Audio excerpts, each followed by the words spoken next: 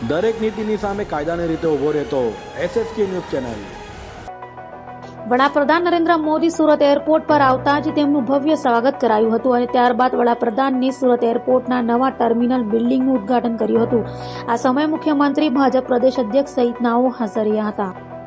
સુરતમાં વિશ્વના સૌથી મોટા business building Surat diamond bourse અને સુરત ઇન્ટરનેશનલ એરપોર્ટના નવા ટર્મિનલ બિલ્ડિંગના લોકાર્પણ માટે સવારે વડાપ્રધાન નરેન્દ્ર મોદી સુરત આવી પહોંચ્યા હતા, જેઓનું મહિલાઓએ શંખનાદ સાથે ભવ્ય સ્વાગત કર્યું છે।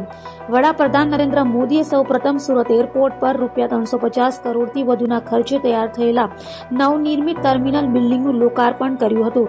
આ પ્રસંગે રાજ્યના મુખ્યમંત્રી ભૂપેન્દ્ર પટેલ, રાજ્ય ગૃહમંત્રી હર્ષ સંઘવી, સાંસદ અને ભાજપ પ્રદેશ પ્રમુખ CR પાટીલ, સાંસદ અને કેન્દ્રના રાજ્ય કક્ષાના રેલવે મંત્રી દર્શનાબેન જરદોશ સહિતના મહાનુભાવો ઉપસ્થિત રહ્યા હતા।